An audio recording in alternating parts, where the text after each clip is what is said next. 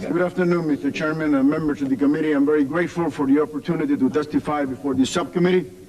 I had some remarks prepared here, but since I think these hearings is not only a test on diversity of ideas and opinions, and I think that this is threatening the democratic spirit of our nation and everyone in attendance, it is always a test on the patience of everyone here in this room, specifically myself. Therefore, I will allow you off the cuff to offer some remarks here. That by unanimous consent that the statement that is written will be received into the record in addition to the remarks that you care to make now. I'm grateful, Mr. Chairman. Number one, I have heard with tremendous patience all these testimonies here from people who would like, and leaders of very renowned leaders, trying to have the embargo lifted. Those people are advocating an end to the embargo to the Cuban government. I have not heard from any one of them an end to the killing, to the suffering of the Cuban people, to the release of political prisoners, an end to the thousands who have been drowning on a daily basis in the Gulf of Mexico, trying to leave the island on anything that floats. I have heard the gentleman to my left saying that he provided services in both churches in Havana recently. I have not heard the gentleman to my left never providing a service of offering a mass for those who are imprisoned in Cuba, thousands and thousands of them. And it is important, Mr. Chairman, because those one who has been advocating the ending of the embargo to Cuba this morning and this afternoon, they have never expressed, publicly at least, that I know and that I have heard, a lifting to the embargo to South Africa when it was in place, a lifting to the embargo of Haiti, North Korea, Libya, Iraq. And my question is, what is the difference between the dictator in Haiti, Cedras, and Fidel Castro? What is the difference between him and Saddam Hussein? Saddam Hussein claimed that he was going to wage the mother of all battles. And we call Castro the father of all dictators. And those who has any doubt, I will invite them to go to the steps of the Capitol this afternoon. And there we see there the names of 9,000 Cubans killed by Castro. Their names are there, written by hands of their friends and relatives and families who are living in the United States. Castro is the worst killer that any people living in the Western Hemisphere has ever suffered. So it's fine to discuss the merits or lack of merits of the embargo. But let's talk about the criminal nature of Fidel Castro. Let's talk about the Cuban Democracy Act that your bill is trying to repeal. Everybody talks about the Cuban Democracy Act and the strengthening of the embargo. But nobody mentioned that the Cuban Democracy Act, which has the overwhelming support, not only of Cuban in Miami and Cuban Americans, but also the Cubans in the island, beginning with the Afro-American leaders in the democratic opposition in the island, the Ángelas Herreras and the Caridad Acuñas of Cuba, real black people who have been suffering in the hands of Fidel Castro. Nobody mentioned that those people supported the Cuban Democracy Act because the Cuban Democracy Act called for humanitarian assistance to the Cuban people. And what is preventing the Cuban people from getting that humanitarian assistance that is in the Cuban Democracy Act? He has only one name, and his name is Fidel Castro. He has a bill that is well known by the 80-20 rule, that any humanitarian assistance that could go to Cuba, 80% has to go into his hands and 20% to the recipient. That is preventing great quantities of humanitarian assistance to go into Cuba under the Cuban Democracy Act. And one point that has been missed constantly is that Cubans in Miami are responsible for killing the Cuban people and for starving the Cuban people. But nobody mentioned that Cuban Americans are sending every year $400 million in humanitarian assistance consisting of food and medicine. More assistance and more food and more humanitarian assistance that Castro has ever provided to the Cuban people. And you hear testimony here today trying to blame the Cuban American for starving off the Cuban people. trying to pay us a price because we succeed in this country.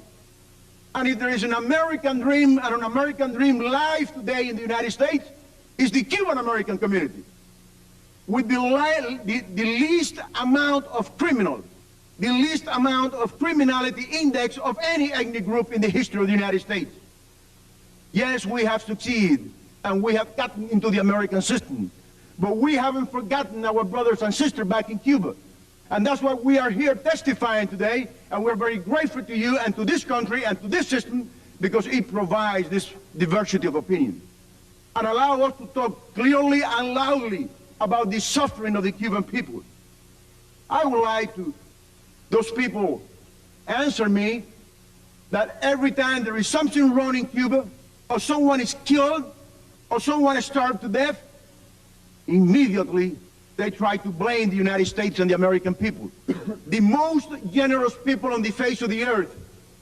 I came to this country when I was 18 years old. I had absolutely nothing. I came from a poor or low middle class in Cuba. I was an estibador. I was a milkman.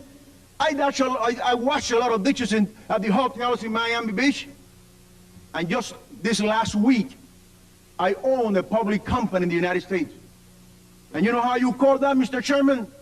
Not only hard work, it is not the merit of the Cuban American community. It is a tribute to this country, a great tribute to this country. The most generous people in the earth, in the face of the earth, and the best system that ever mankind has conceived. And I have heard testimony here saying that we Cuban Americans are guilty for the killing and the starving in Cuba. Let me assure everyone in this room, and to you, Mr. Chairman, that Castro has been the largest recipient, the recipient of the largest assistance ever received by any nation or by any government. During the last 30 years, Castro received more help than all the nations of Western Europe and Japan after Second World War under the Marshall Plan. And if anyone put that in doubt, there is the money, the words, the agreements of the Soviet Union, who provided Cuba for $6, $7, and $8 billion a year for 30 years. And now we must ask, what has happened to that tremendous amount of money? Even bigger than the Marshall Plan. Where is the money? Where is the infrastructure? Where are the factories in Cuba?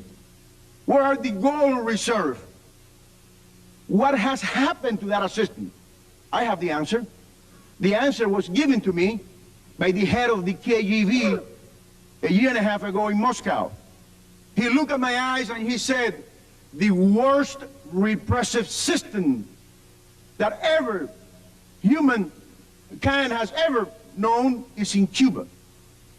And that general told me that he helped to organize and to establish that repressive system in Cuba. And he said it's the best organized, the best financed, and most resources of the Cuban government goes into that repressive system. I know where that money is that came from the Soviet Union. It's in Angola, where 10,000 Cubans lost their lives there, where Cuba didn't have any vital interest to defend. It's all over Latin America. It was in Central America. And here we're talking about providing Castro with more resources. The Cuban people has been under a ration book for the last 33 or 34 years. While Castro was the largest, or the recipient of the largest assistance ever in the history of mankind, or between the history of two nations, the Cuban people was under a ration book, and the execution wall was working. And over 1 million Cubans went through jails in Cuba. We support the embargo. Mr. Moss, I'm sorry. We've got about 3.5 minutes to make a vote. I hope, Mr. Chairman, I would suggest that we might want to break here for about 5 or 10 minutes and come right back and let the witness continue. I was very reluctant to do this so that my absence would not be misinterpreted as a lack of respect for the remarks that you're making, but I understand, Mr. Chairman. Anna would suspend. The exercise of democracy is very important. Go and vote. We will go vote and then return. Thank you. Thank you very much. I have to say this. I have to speak on behalf of my community, the Cuban American community. For the few, for the many that I do represent as chairman of the Cuban American National Foundation. And I think that to express the, in derogatory terms, opinions about the Cuban American community is uncalled for. It's not only a hard-working community, but it's a community that in 30 years has established over 64,000 small businesses, which produces 3 times the GNP of Cuba. And also reference has been made to the Cuban lobby. Mr. Chairman, all what we have done is to play by the rules. Here we are. When I was in a school here, I was encouraged to get into the system and get into the American system, and this is precisely what we have done. Now I hear remarks here talking about the political action committees of the Cuban Americans and the Cuban American Foundation and the Cuban American Organization, like blaming us for what is going on in Cuba. What is wrong in Cuba is Fidel Castro. The person who is responsible for all the miseries that are going inside Cuba is Fidel Castro, not the Cuban Americans, who came up here because of the persecution of Fidel Castro. And they talk about the Cuban lobby. But no one talk about the Castro lobby, who's here, and is well organized. And they want to blame the Cuban Americans because the Cuban Americans hold foreign policy of the United States hostage. That is not the case. But I will ask, would we like to have U.S. foreign policy toward Cuba held hostage by Castro? I would prefer 1,000,000 times that American citizens, and that's what we are, American citizens, could have an input and an influence in the formulation of U.S. policy toward Cuba.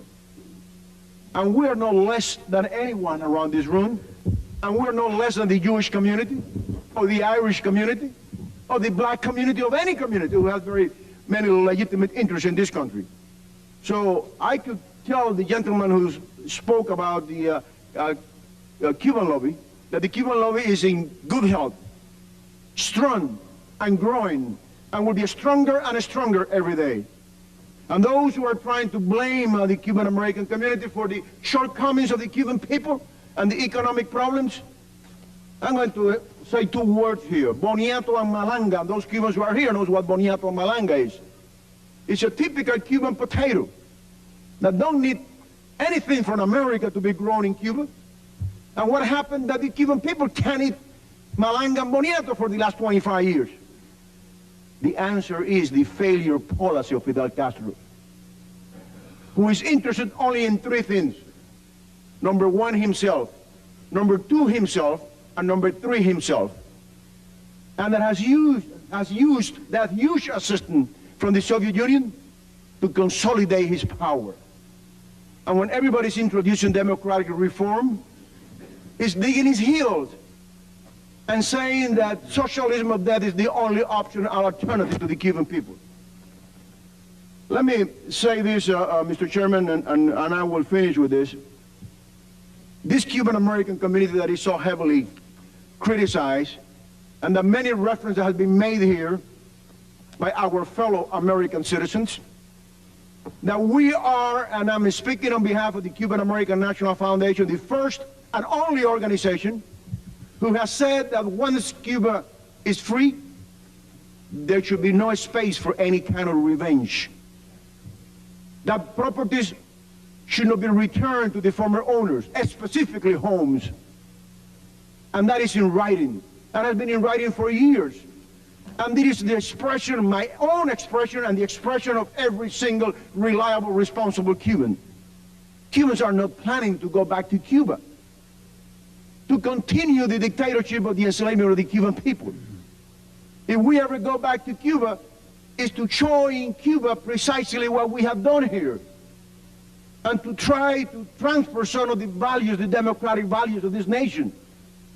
If you ask me what is the greatest aspiration of any Cuban exile, my answer will be, we would like to provide the Cubans in the island with the same opportunity that this great country have provided us with.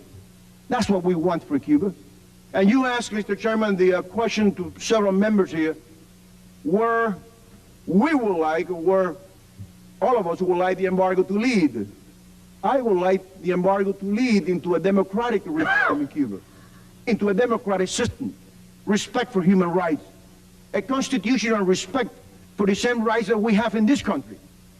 And I would join with you and with the gentleman to my left to request the lifting of the embargo if Castro tomorrow calls for free and democratic elections.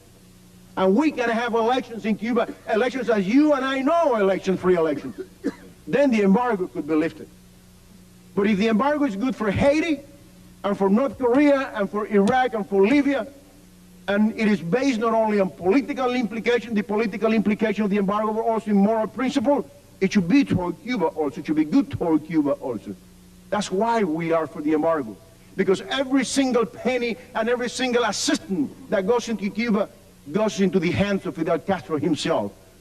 And he used that for his aggrandizement and also to keep the dictatorship in place. That's why we are for the embargo, because it's depriving Castro of essential resources to keep his dictatorship. Those pastors for peace, they provided some assistance to the Cuban government in his last trip. You know where he ended up? That assistance ended up in those shops that Castro has set up in Cuba. Not for the Cuban people, but for you or for me or for the tourists or for those who have dollars who can go to Cuba and afford that type of merchandise.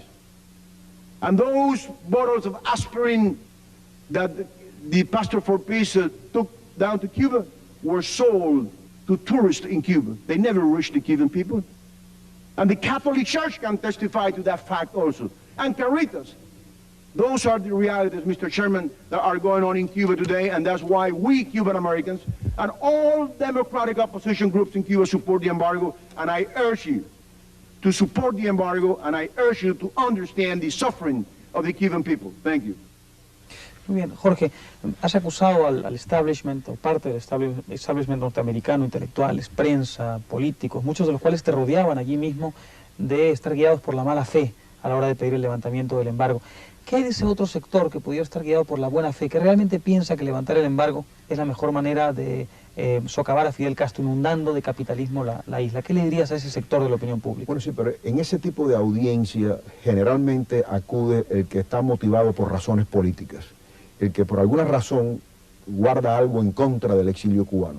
De ahí la ira que yo tenía y la frustración que tuve que soltar del pecho y del corazón, porque yo hablé con el corazón más que con la mente, aunque creo que afortunadamente salió bastante bien la situación. Esto que tú viste aquí, Álvaro, lo ha estado haciendo la Fundación por espacio de 13 años. Lo que sucede, como fue tan dramático, como ocurrió lo que ocurrió al final con Jesse Jackson, que se levantó y me apretó la mano y le dijo al presidente del comité, al señor Rangel, que él quería ser amigo mío, que no se le había informado adecuadamente sobre la fundación y sobre mí, que él no tenía nada contra el exilio cubano. Ese tipo de dramatismo que ocurrió allí en realidad borró un poco esa enorme mala fe que se volcó allí en esas audiencias contra el exilio cubano específicamente y contra las ansias y las aspiraciones de libertad nuestras. Jorge, quizá podríamos reflexionar un poquito sobre un comentario que hiciste allí que me pareció muy interesante. Dijiste que de algún modo estaban ustedes pagando el éxito del exilio cubano, pero además que habían aprendido ustedes a usar las reglas de juego del sistema norteamericano, que de algún modo habían aprendido a ganar con sus propias armas al sistema norteamericano y que por eso no tenían que pedir disculpas y que el lobby cubano seguía con muy buena salud y en muy buen pie. Yo lo dije claramente, Álvaro, yo no he venido aquí a pedir excusas por el triunfo de los cubanos. Los cubanos hemos triunfado aquí a base de trabajo, con estas manos que tenemos nosotros aquí. Nadie nos ha regalado nada. Lo que sucede es que es quizás el grupo étnico cubano el que en una sola generación ha logrado 1000 cosas. Ha logrado educarse, obtener buenas posiciones, crear empresas, elegir a sus propios gobernantes, elegir a sus alcaldes, a sus representantes. A otros grupos étnicos le ha demorado 2 o 3 generaciones. Pero como yo le dije a Jesse Jackson allí, eso es lo que han querido hacer los judíos, que lo han hecho muy bien, los irlandeses, que lo han hecho muy bien, los negros que han tenido sus dificultades. Por tanto, a nosotros no se nos puede culpar por el éxito que hemos tenido. Nadie nos lo ha regalado. Y esto es un tributo a este gran sistema, a este gran país, por el cual tenemos que sentir los cubanos un profundo agradecimiento, pero a la vez tenemos que hablar con la dignidad y el decoro que lo hicimos allí. No se nos puede empujar a los cubanos, no se puede seguir maltratando al cubano, no se puede seguir ofendiendo al exilio cubano y no se puede seguir simplemente atentando contra las aspiraciones de los cubanos, que son muy legítimas, que es libertad, que es democracia, que es respeto a los derechos humanos y a regresar a nuestra patria con decoro, con amor y con dignidad. Tú te referías ahí al argumento que se usa muchísimo de que de algún modo la política norteamericana hacia Cuba es secuestrada por lobbies cubanos, y concretamente se habla mucho de la Fundación Nacional Cubano-Americana. Tú decías, no, lo que estamos tratando es de influir, de usar los canales que nos pone de algún modo a nuestra disposición este sistema para influir sobre la política porque ese es norteamericana. un mito que quieren establecer, que nosotros los cubanos hemos secuestrado a todos los norteamericanos en Washington, a todos los que formulan la política exterior hacia los Estados Unidos. Pero cuando yo me viré, ahí como lo vieron los cubanos en el video, y me viré hacia atrás, hice así con el índice y señalé con el índice a todos los agentes de Castro que estaban allí, a una enorme cantidad de dialogueros que habían allí, y hablé de los millones de dólares que se gasta Fidel Castro en Washington, y eso no se habla en esas audiencias, y los liberales no hablan de ellos, ni nadie menciona eso, porque allí estaban todos los miembros de la sección de intereses de Cuba en Washington, que emplean millones y millones de dólares en el cabildeo allí en Washington, y de ellos nadie habla. A los que hay que criticar son a los cubanoamericanos, que hemos entrado dentro del sistema político norteamericano, que jugamos por las reglas del juego y estamos teniendo éxito. Y todo el que tiene éxito tiene que pagar aparentemente un precio, pero los cubanos no lo vamos a pagar, porque con esa misma dignidad que creo que hablé por la garganta y el sentimiento de muchos cubanos, vamos a seguir hablando y enarbolando nuestros ideales hasta que regresemos a una Cuba libre. Lo importante es ahora qué va a pasar con esta propuesta del señor Rangel y de muchos otros. ¿Tú crees que los gestos que tuvieron hacia ti gente como Jackson, y entiendo que el propio Rangel después de tu presentación, son indicadores de que de alguna manera empiezan ellos a recibir una reacción que los empieza a asustar, que empieza a darles la idea de que quizás están encaminados por mal camino, ¿no? Es correcto, Álvaro. Aquello fue tan dramático que Jackson, yo trataba de rehuir, y Jackson salió detrás de mí, me tiró el brazo y salió hasta las puertas del Capitolio abrazado de mí en el Congreso. Después, Rangel me mandó a buscar y nos reunimos solos con el congresista Charles Rangel, la congresista Eliana Ross-Lettinen, el doctor Alberto Hernández y yo, solos los cuatro en una habitación. Y yo puedo asegurarle a los cubanos que lo que va a resultar de todo esto es que el embargo va a continuar, que estamos en buena salud, como dije allí, que no hay problemas y que la legislación del señor Rangel no va a pasar de ahí, de esa audiencia. Afortunadamente hemos ganado otra batalla por Cuba. Salí muy contento y muy satisfecho de la reunión con Rangel, y quiero decir esto por primera vez públicamente y aquí en este programa. Esta es una novedad, es una noticia en cierta forma. De algún modo, Rangel lo que estaba pidiéndole a más Canosa es una salida honrosa, de alguna manera una salida que le permitiera guardar cara frente a una posible retractación con respecto a su propuesta. Mira, Álvaro, con tu acostumbrada agudeza periodística, yo puedo decirte que no fue una reunión secreta, pero fue una reunión que prefiero mantener en discreción. Yo creo que la diplomacia prudente, los esfuerzos que nosotros realizamos en el Congreso son importantes precisamente porque hemos creado un ambiente de confianza.